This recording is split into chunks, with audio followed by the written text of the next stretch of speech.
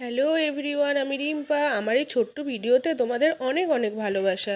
তো আজ ছিল শুক্রবার, তো শুক্রবারটা সকাল থেকেই ঠাকুর ঘরে গিয়ে শুরু হলো। তো পুজো টুজো কমপ্লিট করে চলে আসলাম নিচে। তো ততক্ষণে কিন্তু বাজার করে চলে এসেছিলো। তো নিয়ে এসেছিলো আলু, গাজর, পেঁপে, বেগুন আর কাঁকরোল। আর নিয়ে এসেছিলো রিঠে মাছ।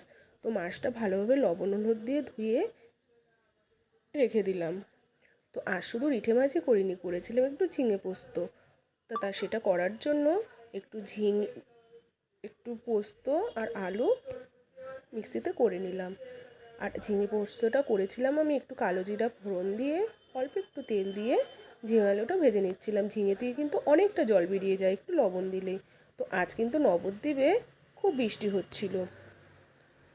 তো তোমাদের কে কোথা থেকে ভিডিওটা দেখছো আর কাদের কাদের ওখানে বৃষ্টি হয়েছে অবশ্যই কমেন্টে জানাবে।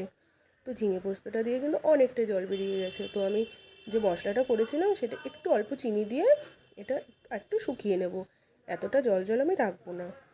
তো ঝিঙে পোস্ত কিন্তু একটু জল জল থাকলে ভালো লাগবে না টেস্টটা। তো ঝিঙে পোস্তটা রেডি হতো। রান্না করতে করতে কিন্তু আমি আজ একটু রান্নাঘরটাও পরিষ্কার করে নিচ্ছিলাম, যেহেতু ছিল পুজো সামনে। তো সব কিছু একটু পরিষ্কার পরিচ্ছন্ন করে নিচ্ছিলাম।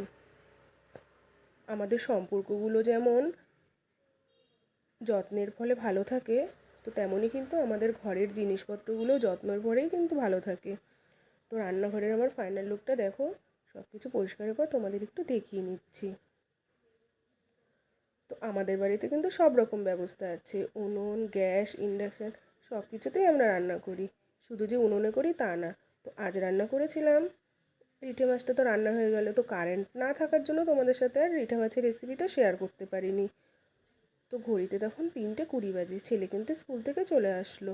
তো ওকে এবার ড্রেস চেঞ্জ করাবো, তো খেতে দেবো।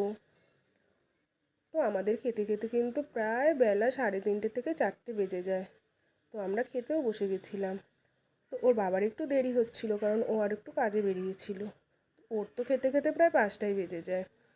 তো সন্ধ্যা হয়ে গেল। তো ঠাকুর ঘরে চলে এসেছিলাম আবার সন্ধ্যা পুজো দিতে। তো আমার এই ছোট্ট ছোট্ট মিনি ব্লগগুলো তোমাদের কেমন লাগে অবশ্যই জানাবে। তো আজকের মতো টাটা, দেখা হচ্ছে পরের একটা